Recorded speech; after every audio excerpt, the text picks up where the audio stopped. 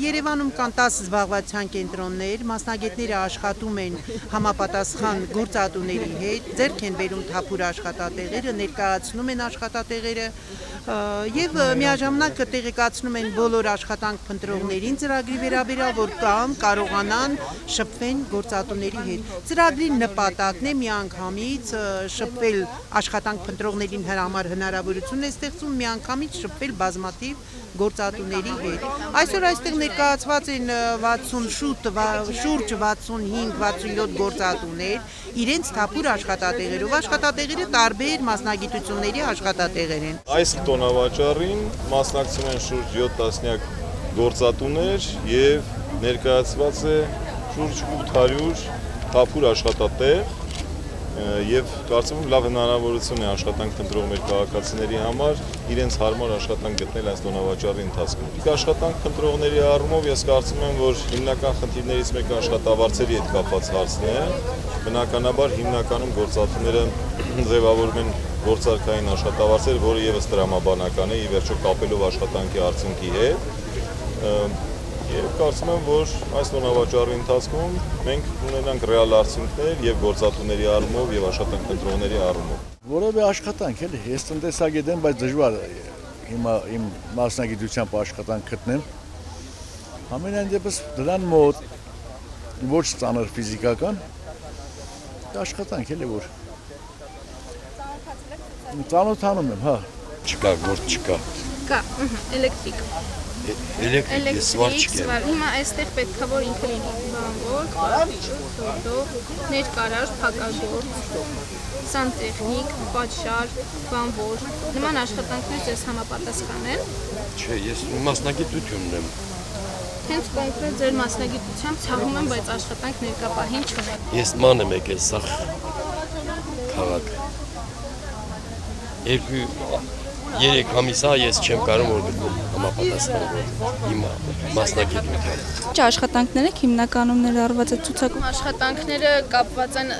կազմակերպության բնույթից, լինում են կազմակերպչական բնույթի աշխատանքներ, լինում են կառավարչական բնույթի աշխատանքներ, լինում են սպասարկման ոլորտում աշխատանքներ ու արդեն կապված է թե մարդը ինչ աշխատանք կարող է կատարել։ Հիմնականում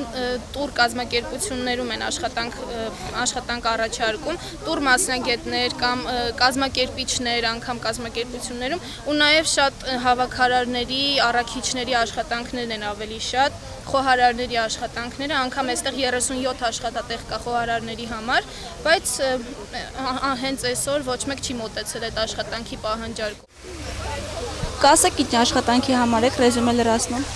Գրաֆիկ դիզայներ։